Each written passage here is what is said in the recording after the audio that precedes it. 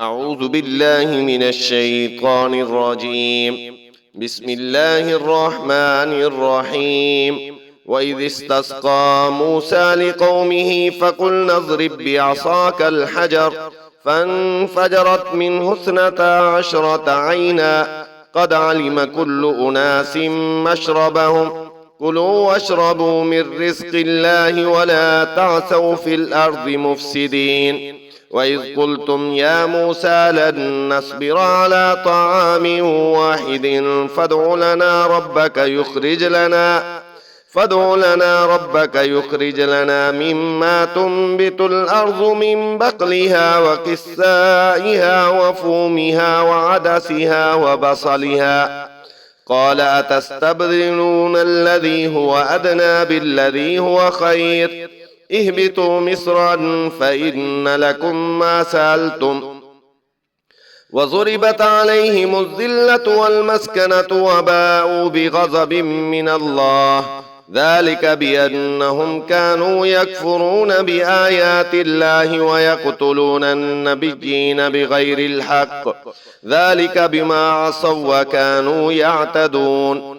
إن الذين آمنوا والذين هادوا والنصارى والصابئين من آمن بالله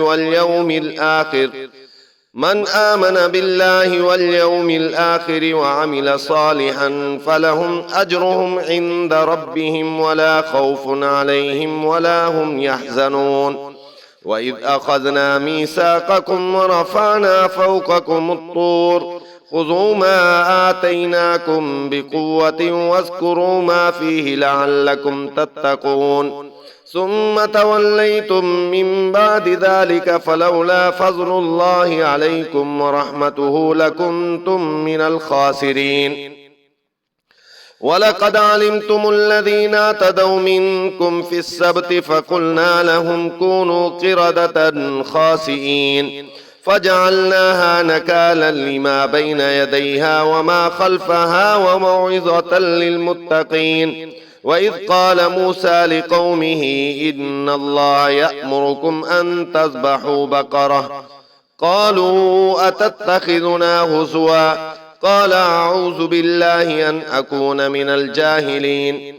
قالوا ادع لنا ربك يبين لنا ما هي قال إنه يقول إنها بقرة لا فارض ولا بكر عوان بين ذلك فافعلوا ما تؤمرون. قالوا ادع لنا ربك يبين لنا ما لونها قال إنه يقول إنها بقرة صفراء فاقع لونها تسر الناظرين. قالوا ادع لنا ربك يبين لنا ما هي إن البقرة شابه علينا وإنا إن شاء الله لمهتدون.